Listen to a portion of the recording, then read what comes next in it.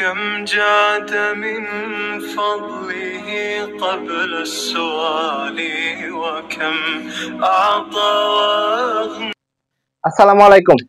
দা integer ভুবনে সকলকে স্বাগতম।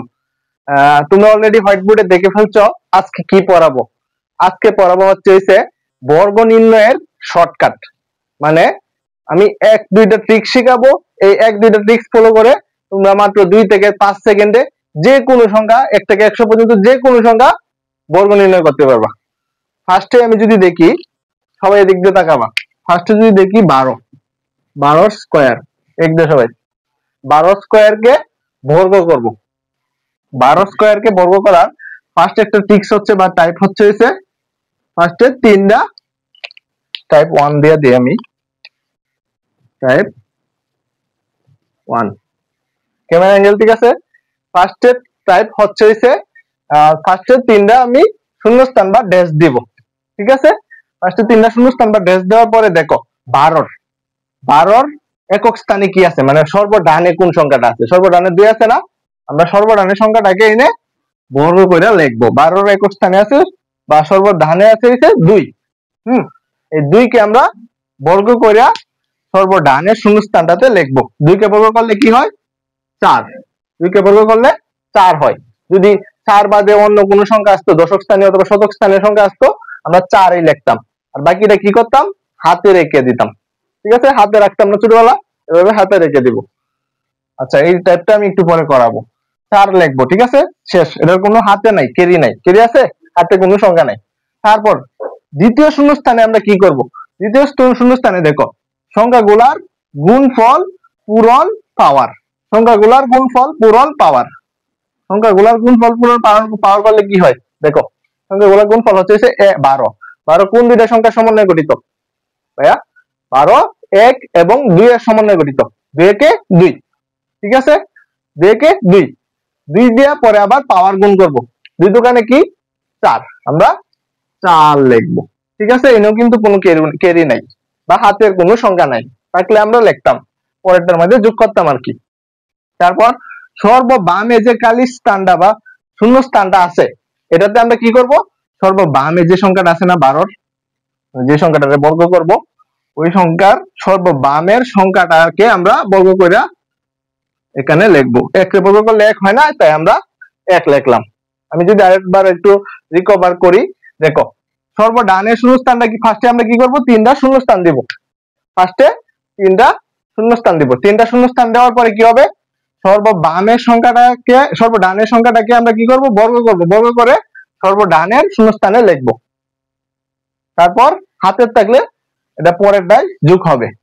তারপর কি করব? দ্বিতীয় শূন্যস্থানের কাজ কি? দ্বিতীয় শূন্যস্থানের কাজ হচ্ছে ভাইয়া সংখ্যাগুলোর গুণফল পূরণ পাওয়ারের গুণফল। ঠিক আছে, সংখ্যাগুলোর গুণফল করলে কি হয়? 1 পূরণ 2 4। 4 দোকান 1 পূরণ 2 2 2 2 দিয়ে 2 গুণ করলে কি হয়? 4। ঠিক আছে, আর সর্ববামের শূন্যস্থানটা কি হবে ভাইয়া? সর্ববামের শূন্যস্থানটা হচ্ছে সর্ববামে যে সংখ্যাটা থাকে না, এটার বর্গ। ঠিক আছে, এটা হচ্ছে সর্ববামের বর্গ, আর এটা হচ্ছে সর্বডানের বর্গ। আমি লিখে দিই, যদি সর্ববামের সংখ্যার গুণফল বর্গ, সর্ববামের সংখ্যার বর্গ সর্বডানের সংখ্যার বর্গ। মাঝখানেটা কি? মাঝখানেটা হচ্ছে সংখ্যাগুলোর গুণফল পূরণ, সংখ্যাগুলোর গুণফল পূরণ বা গুণ পাওয়ার। আশা করি সবার ক্লিয়ার। আমি যদি আরেকটা টাইপ দেখাই, অথবা আরেকটা টাইপ দেখাই, যদি সেম এই টাইপ ফলো করে তোমরা 1 থেকে 100 পর্যন্ত যে কোনো সংখ্যার গুণফল বের করতে পারবা। আমি যদি আরেকটা টাইপ দেখাই, সেম 12 বর্গ করে যদি আরেকটা টাইপ দেখাই,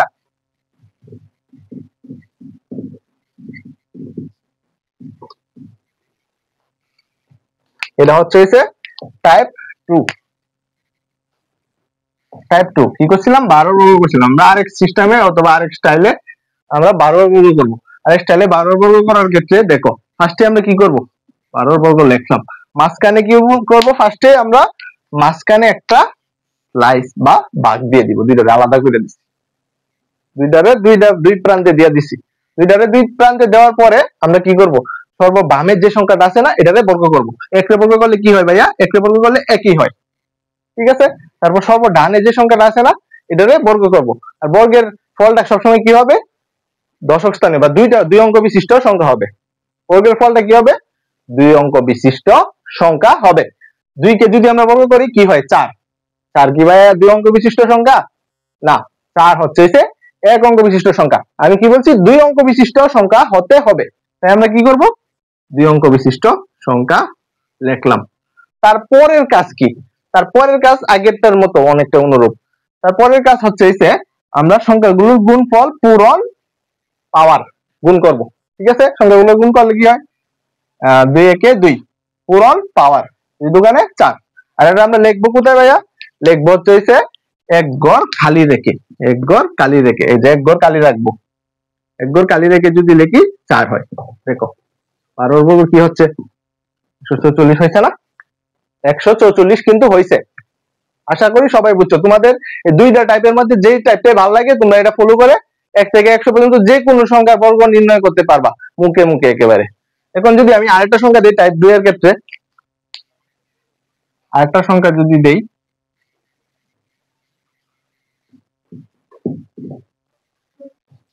যেমন মনে করো 46 স্কয়ার। 46 স্কয়ারকে আমরা টাইপ 2 এর অনুপাতে যদি করি, দেখো কি হয়। তাইলে ফার্স্টে আমরা 46 কে দুইটা ভাগে ভাগ করে ফেলবো। ভাগ করার পরে কি হয়? ফার্স্টে সর্ববামের যে সংখ্যাটা আছে এটাকে বর্গ করব। 4 কে বর্গ করলে কি হয়? 4 4 16, ঠিক আছে। তারপর সর্বডানের যে সংখ্যাটা আছে এটাকে বর্গ করব। 6 কে বর্গ করলে কি হয়? 6 6 34 লিখলাম। তারপর আমরা কি করব? এক ঘর ফাঁকা রাখবো, এক ঘর ফাঁকা রাখবো। এক ঘর ফাঁকা রাখার পর কি করব?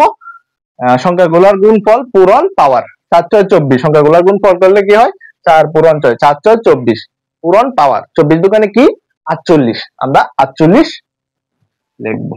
তারপর যোগ করে ফেলবো, 6 6, 8 আর 3 যোগ করলে কি হয়? 11, আর হাতের 1 আছে, হাতের 1 আছে।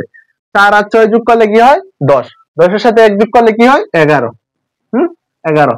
পরে এনে হাতের 1 আসবে না, 1 আর 1 যোগ করলে কি হয়? 2, 2116। 2116 কি? 46 এর বর্গ হচ্ছে 2116। এখন যদি এই 46 এর বর্গ আমরা টাইপ 1 এর মতো করি, দেখি 2116 কিন্তু আসবে। 46 এর বর্গ যদি টাইপ 1 এর মতোই করি, দেখবা 2116 আসছে।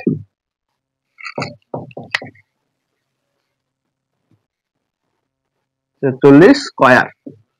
সবাই দেখো এদিক দিয়ে। ফার্স্ট টাইম কি করছিলাম? 3টা ফাঁকা ঘর বা শূন্যস্থান দিছিলাম। 3টা শূন্যস্থান দেওয়ার পর কি করছিলাম? সর্বডানে কি করছিলাম? সর্বডানের সংখ্যাটাকে বর্গ করছিলাম। দেখো সর্বডানের সংখ্যাটা হচ্ছে 6, 6 কে বর্গ করলে কি হয়? 36 হয় না? আমি কি বলছিলাম? 36 হইলে অথবা যে কোনো সংখ্যা হইলে একক স্থানীয় সংখ্যাটা লিখতে হবে। আমরা 6 লিখবো। 6, 3 কি আছে ভাইয়া? 3 আছে কেরি। 3টা আমরা পরের সংখ্যায় যোগ করব। আর মাঝখানের শূন্যস্থানের ক্রাইটেরিয়া বা নিয়ম কি ছিল ভাইয়া? সংখ্যাগুলোর গুণফল, পূরণ, পাওয়ার। সংখ্যাগুলোর গুণফল করলে কি হয়? 7 6 24, 24 দুগুণে 48, হ্যাঁ 48। আর কি 3 কেরি আছে না? 3 কিন্তু কেরি আছে। 3 কেরি হইলে কি হয়? 48 যোগ 3 কত? 51 না? 51 আমরা 1 লিখবো, 51 1 লিখবো। আর 5 কি? কেরি আছে। 5 কি আছে ভাইয়া? কেরি আছে। তারপর সর্ববামের সংখ্যার ক্রাইটেরিয়া কি ছিল? সর্ববামের সংখ্যার ক্রাইটেরিয়া হচ্ছে সর্ববামের সংখ্যার বর্গ লিখবো। দেখো সর্ববামের সংখ্যা বর্গ করলে কি হয়? 4 এর বর্গ করলে কি হয়? 4 4 16 না? 4 4 16, কিন্তু ওইখানে তো 5 কেরি ছিল, 5 কেরি ছিল। আমরা তাই কি করব? 16 এর সাথে 5 যোগ করব। 16 এর সাথে 5 যোগ করলে কি হয়? 21। তার মানে কি 46 এর বর্গ কি টাইপ 2 আর 1 এর একই আসছে? একই কিন্তু আসছে। দেখো এটাও 2116 আসছে, আগেরটাও 2116 ছিল। আশা করি সবার ক্লিয়ার। তোমাদের এই দুইটা টাইপের মধ্যে কোন টাইপটা ভালো লাগছে তা কমেন্ট বক্সে কমেন্ট করবা। তারপর আমরা যদি আরো একটা বোনাস টাইপ দিই ভাইয়া, আরেকটা বোনাস টাইপ দিই, যদি এই টাইপ দিয়ে যে কোনো অঙ্কের 1 থেকে 100 পর্যন্ত যে কোনো সংখ্যার বর্গ করতে পারবো, তাও আমি কিছু বোনাস টাইপ দিই। যেমন মনে করো যেমন মনে করো কোন সংখ্যার একক স্থানে যদি 5 থাকে, যেমন মনে করো কোন সংখ্যার একক স্থানে যদি 5 থাকে, লিখে দেই সংখ্যার একক স্থানে 5 হলে, এই কোন সংখ্যার একক স্থানে যদি 5 হয় তাহলে এটার বর্গ এই টাইপ অনুযায়ী যে কোনো সংখ্যার বর্গ করতে পারবা। একক সংখ্যা কোন সংখ্যার একক স্থানে যদি 5 হয় তাহলে এই নিয়ম অনুযায়ী যে কোনো সংখ্যার বর্গ করতে পারবে। দেখো 55 একক স্থানে কি আছে? 5 আছে না? আমরা ফার্স্টে কি করব? 5 এর বর্গ 5ই লিখে ফেলবো, 5ই লিখে ফেলবো। আর এর আগে কি আছে? 5 আছে না? সর্ব বামে যে সংখ্যাটা থাকে না, সর্ব বামে যে সংখ্যাটা থাকে এর পরের সংখ্যা দিয়ে গুণ করব। 5 এর পরে কি 6 না? 5 এর পরে 6, আমরা কি করব? 6 দিয়া 5 গুণ করব, 5 6 30। আশা করি সবাই হালকা একটু ক্লিয়ার। আমি যদি আরেকটা দেই, একটা যেহেতু 46 দিছিলাম, এখন যদি আমি 45 দেই, 45 এর বর্গ, দেখো সর্ব ডানে কি আছে? 5 আছে না? আমরা 5 এর বর্গ করব। 5 এর বর্গ কি? 5 5 25। তারপর কি করব? যে সর্ব বামে যে সংখ্যাটা থাকে এর পরের সংখ্যা দিয়া গুণ করব। 4 এর পরে কি 5 না? 4 এর পরে আছে হইছে 5। 5 দিয়া 4 গুণ করলে কি হয়? 4 5 20। আশা করি সবার ক্লিয়ার। এখন আরেকটা টাইপ যদি দেখাই, বোনাস টাইপ দেখাই। বোনাস টাইপটা হচ্ছে কোন সংখ্যার একক স্থানে যদি শূন্য থাকে, কোন সংখ্যার একক স্থানে যদি, এটা মনে হয় টাইপ 4, কোন সংখ্যার একক স্থানে যদি শূন্য থাকে তাহলে আমরা কিভাবে করব? কোন সংখ্যার একক স্থানে শূন্য হলে আমরা কিভাবে শর্টকাট বর্গ করব? যেমন মনে করো 10, আমরা কি করব? শূন্য যেটা আছে এর দ্বিগুণ পরিমাণ শূন্য লিখে ফেলবো। না একটা শূন্য আছে না, আমরা দ্বিগুণ পরিমাণ শূন্য লিখলাম, 2টা। আর সর্বট বামে যে সংখ্যাটা আছে এটার বর্গ করে ফেলবো। 1 এর বর্গ কি? 1ই। তার মানে 10 এর বর্গ কি হচ্ছে? 100। আমি যদি 20 দেই অথবা 200 দেই, যদি দেখো 200 দিলে কি হয়? 2 এর পরে 2টা শূন্য আছে, 2টা শূন্য না? এর দ্বিগুণ শূন্য। 2টা শূন্যের দ্বিগুণ কয়টা? 4টা না? আমি 4টা শূন্য লিখবো, 1 2 3 4। 4টা শূন্য লেখার পরে দেখো সর্ব বামে 2 আছে না, এটাকে বর্গ করে দিব। 2 কে বর্গ করলে কি হয়? 4। কি হয়েছে? তার মানে 200 বর্গ কি হয়েছে? 40,000। আশা করি সবার ক্লিয়ার। এই টাইপ গুলা ফলো করলে তোমরা 1 থেকে 100 পর্যন্ত যে কোনো সংখ্যার বর্গ নির্ণয় করতে পারবা। এই ক্লাস যদি ভালো লাগে তাহলে কমেন্ট বক্সে কমেন্ট করবো। পরবর্তীতে আমরা আরো এরকম শর্টকাট অনেক ক্লাস দিব। দা ইন্টিজারের পাশে এতক্ষণ থাকার জন্য সবাইকে ধন্যবাদ। আসসালামু আলাইকুম।